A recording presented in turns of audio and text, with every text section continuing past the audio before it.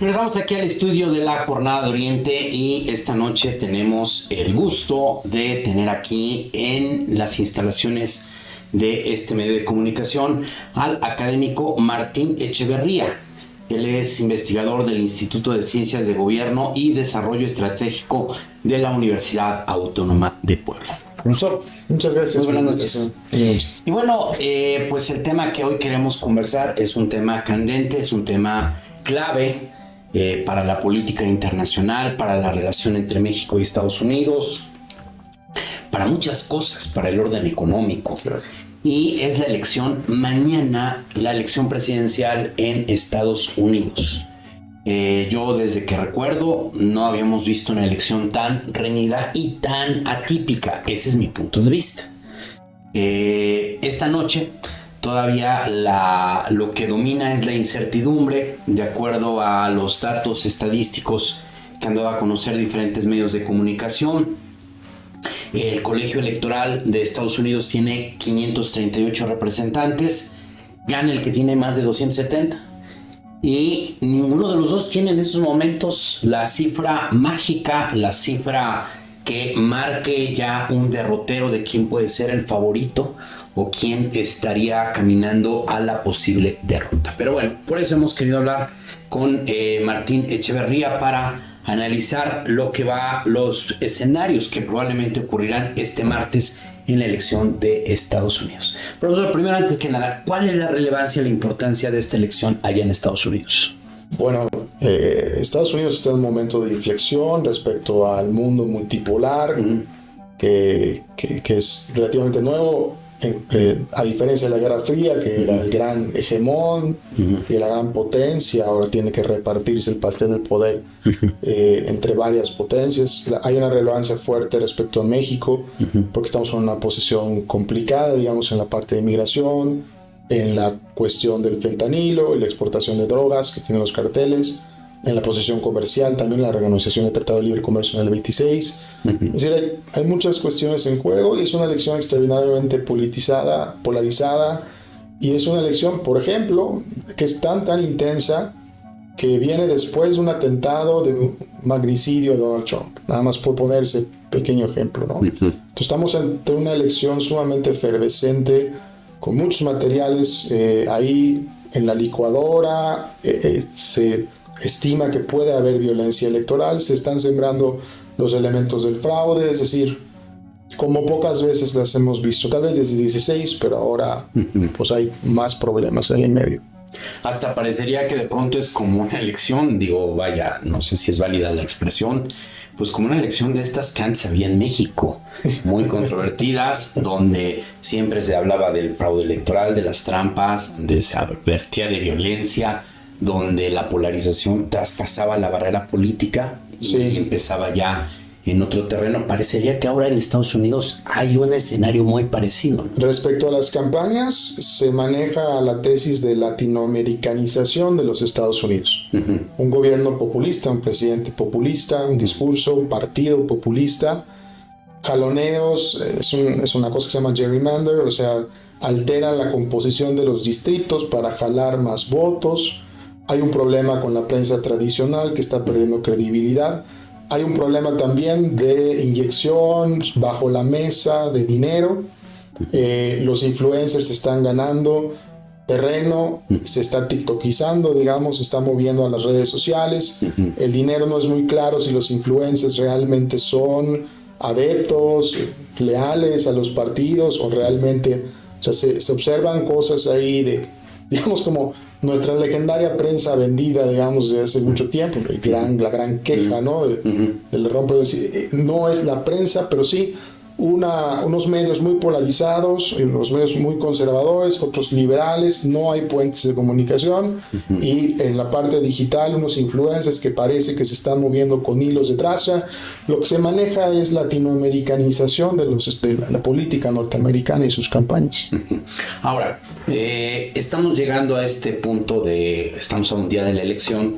Según las estimaciones, Kamala Harris tendría asegurados 226 lugares en el colegio electoral, entre los ya muy definidos y los probables.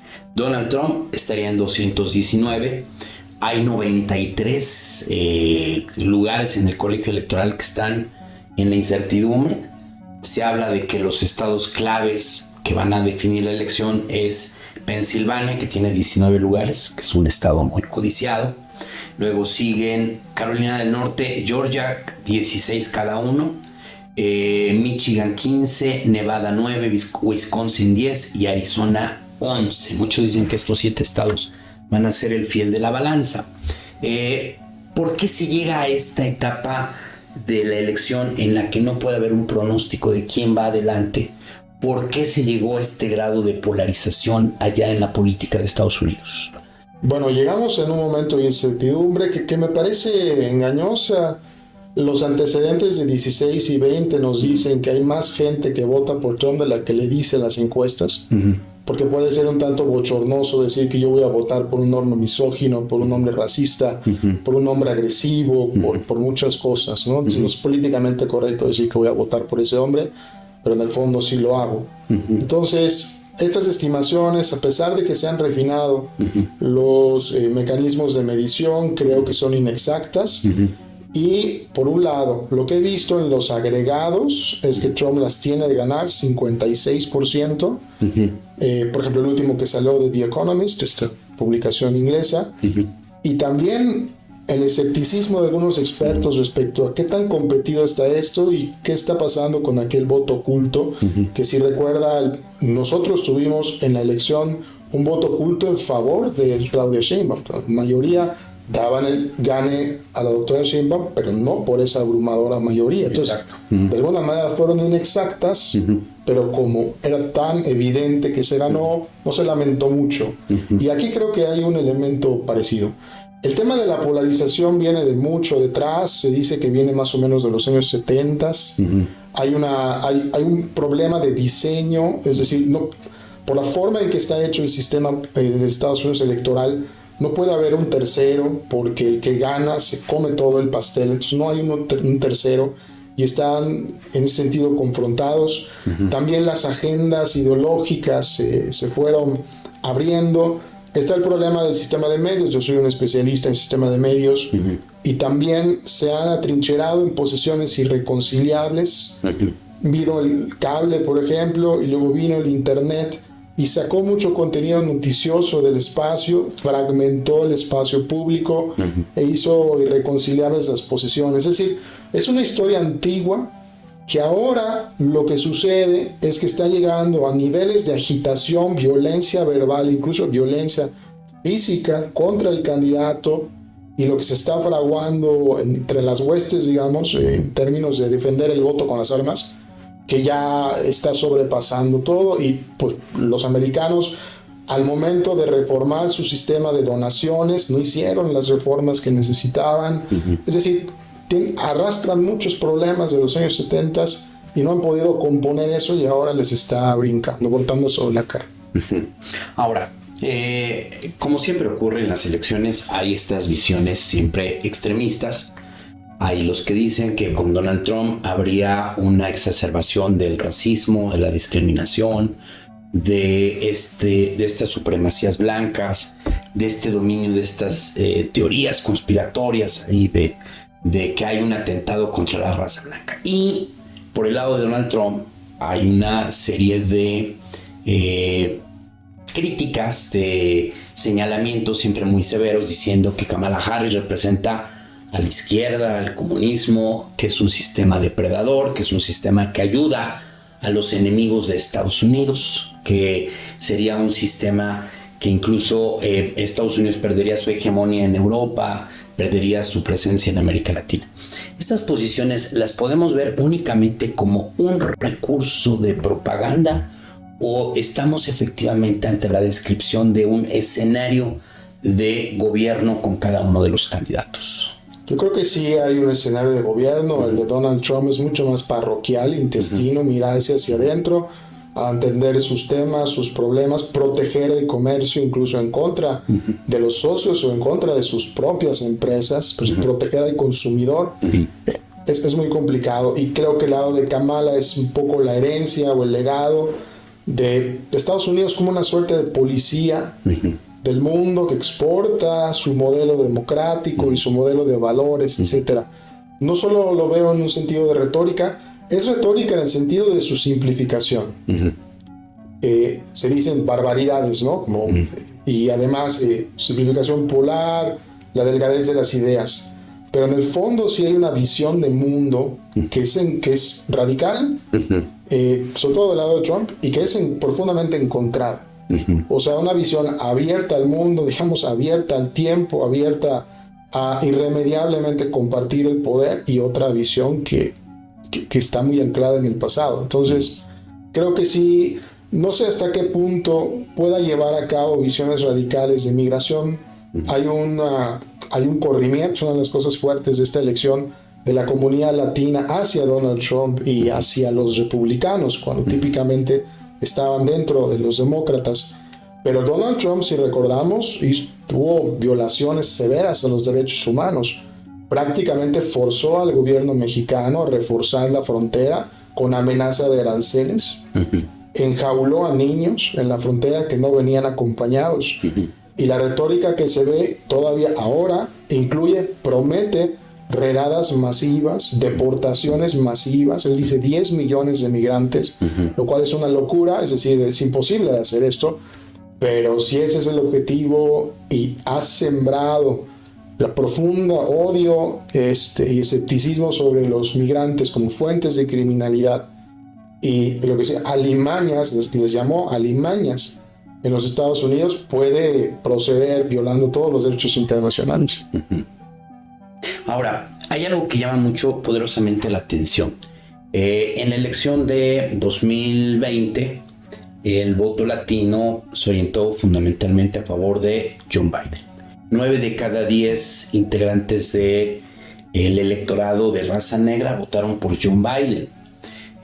Ahora pareciera que se está cambiando ese esquema. Hay un voto no mayoritario, pero sí ya grande del voto latino que parecería que se está orientando hacia Donald Trump, y ha llamado poderosamente la atención que algunas encuestas señalan que en la comunidad afroamericana hay un crecimiento de la popularidad de Donald Trump. ¿A qué se debe que este sector del electorado, que en nuestra visión muy particular desde México podríamos suponer que tendría que sentirse agraviado con Donald Trump, ahora está dando un viraje hacia el candidato republicano? Hay dos explicaciones que se han manejado en la literatura de los medios. Uno, Donald Trump condensa el espíritu latinoamericano del hombre fuerte, del caudillo. Es una suerte de la herencia caudillista latinoamericana que, por un lado, fue atroz, se convirtió en dictaduras, pero por otro lado tenía un arrastre popular muy, muy fuerte. Y una interpretación es que están viendo el Trump a ese hombre fuerte, a ese caudillo, que venía, con el que es familiar, con el que saben lidiar. Esa es una cuestión. Y la otra ha sido una lenta construcción identitaria del latino en Estados Unidos como latinoamericano. De hecho, la propaganda sí lo señala. Somos latinoamericanos, somos americanos que somos norteamericanos o estadounidenses, que tenemos el fenotipo, la herencia latina, pero no somos los latinos que vienen del sur. Entonces se construyó una diferencia importante, y a partir de la diferencia una protección respecto a la posición del norteamericano, el estadounidense latino, versus el migrante que puede intentar aprovecharse, ganar los empleos, traer criminalidad. Esa construcción fue lenta, fue deliberada de parte del partido, y me parece que está empezando a dar réditos. Es esta idea de que yo vengo de América Latina, pero ya estoy en Estados Unidos y ahora quiero ser estadounidense. Y Donald Trump daría como esa identidad. Sería ese. Y en el sentido de usted va a tener un espacio dentro del honor, si usted se va a poder integrar. Pero es importante que nadie más que venga, incluso del lugar de donde usted proviene, pueda invadir y pueda un poco perturbar el orden que hemos construido. Ahora, en el sexenio pasado, cuando Andrés Manuel López Obrador llegó a la presidencia, sus detractores siempre decían que la economía iba a entrar en crisis y que sobre todo iba a chocar con Estados Unidos, con el gobierno de Estados Unidos. gana Donald Trump. Incluso me llama la atención porque Marcelo Ebrard jugó del lado de los demócratas, incluso formó ahí un frente en contra de Donald Trump en la campaña electoral, la primera que gana Donald Trump. Y sin embargo, la relación entre Donald Trump y López Obrador nunca llegó a los extremos que sí llegaron con otras naciones con Donald Trump. Sí hubo esta etapa crítica cuando Trump dijo vamos a poner aranceles, Sí. que incluso Marcelo Ebrard tuvo que ir a hacer una negociación emergente a Washington, pero de ahí pareciera que más o menos caminaron relativamente bien. López Obrador, Donald Trump, me llamó la atención que en algún momento hasta López Obrador se puso no a defender, pero sí a cuestionar los juicios contra Donald Trump, diciendo que los hacían para que no llegara a ser candidato, que estaban usando la misma estrategia que habían utilizado con él en el tema del desafuero de 2006. Ahora la pregunta que yo hago, ¿quién le conviene más a México, Donald Trump o Kamala Harris? Para el gobierno de Claudia Sheinbaum, para un gobierno ya de una mujer, para un gobierno que, como se dice, rompió la caja de cristal, ¿quién le conviene más a México, Trump o Kamala Harris? En principio ninguno de los dos, porque por ejemplo la posición migrante era bastante edulcorada, digamos, con los demócratas en el tiempo de Biden, y conforme se dieron cuenta de que iban perdiendo ese tema, si lo hacían muy de izquierda, digamos, lo fueron endureciendo hasta el grado de que se empezó a correr hacia la derecha, y las posiciones son parecidas, tienen obviamente matices de respeto de derechos humanos, no es tan agresivo con los demócratas, pero al final de cuentas varias de las políticas de detención, etcétera, son parecidas. Y en otros temas, la posición sobre el TEMEC y la negociación ventajosa para Estados Unidos. Pero con ninguno de los dos. Pero considerando que Donald Trump ha dicho que va a poner aranceles, y eso sería terrible para la industria local, considerando que ha dicho que tiraría misiles a los centros de producción de fentanil, que enviaría tropas a suelo mexicano, que haría redadas de los hermanos migrantes en Estados Unidos por aquí. Por supuesto que Trump es el mal mayor, digamos, de las dos opciones. Sería ahora sí, como se dice popularmente, el peor de los males, ¿no? El peor de los males, sí. Muy bien. Una última pregunta, claro, profesor. En este escenario que mañana se está vislumbrando una elección muy cerrada, usted advierte que pudiera haber un riesgo de un conflicto como el de 2020, que vimos algo inédito, un intento de toma del Capitolio, que esta elección pudiera venir a generar una exacerbación del ciudadano estadounidense y que no termine el día de la elección, sino que esto se pudiera prolongar en los días, las semanas, los meses, tal vez hasta los años. ¿Hay ese riesgo? El escenario es muy complicado. Lo que he mirado en redes sociales es que se está calentando el terreno, porque la construcción de narrativas de fraude no empieza el día de la elección, es decir, empieza antes, y va sembrando la duda sobre la legitimidad del proceso. Eso lo he visto que está pasando. El siguiente hecho es el hecho de que por cada ciudadano norteamericano hay 3 armas de fuego. Hay 300,000 norteamericanos, 300 millones de norteamericanos, 900 millones civiles. O sea, la cultura del arma de fuego en Estados Unidos es muy grande. Claro. Y las posiciones son muy encontradas. Hay quien dice, puede haber un conflicto, pero se puede apagar. Y hay posiciones más radicales en los americanos, puede haber una guerra civil. No sabemos cuál es el escenario. He escuchado a funcionarios que dicen que el gobierno de Estados Unidos tenemos claros los escenarios de violencia, podemos manejarlos, pero muchas variables. Creo que sí va a haber un conflicto postelectoral. Esto es por los antecedentes de la figura, del partido, porque siempre cuando hay una elección extremadamente reñida, alguien tiene que tener más civilidad y no va a ser Trump el que va a ceder fácilmente. De ahí a un conflicto ya con armas, etcétera, no lo sé. En 2020 nos escandalizó la toma del Capitolio y no habíamos tenido un intento de asesinato de un candidato. Exacto. Esa nota y esas conexiones de violencia inédita sí prenden las luces y esperemos que no pase nada, pues que todo esté. Claro, porque además eso golpea mucho a México. Lo que pasa en Estados Unidos siempre repercute en territorio mexicano. Pues muchas gracias, profesor. Martín Echeverría, del Instituto de Ciencias de Gobierno y Desarrollo Estratégico de la Universidad Autónoma de Puebla. Con esto estamos abriendo un espacio de opinión para académicos de este instituto de la Universidad Autónoma de Puebla. En las próximas semanas tendremos más participaciones en diferentes temas de relevancia para la opinión pública.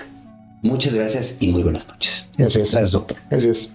Darle me gusta y compartir a nuestros contenidos. Y no olvides seguirnos en todas nuestras redes sociales. Síguenos en nuestro canal de YouTube y activa las notificaciones. Puedes hacerlo desde la aplicación o escaneando el siguiente código QR que te llevará directamente a nuestro canal para suscribirte. Mantente informado sobre los acontecimientos más importantes a nivel local, nacional e internacional.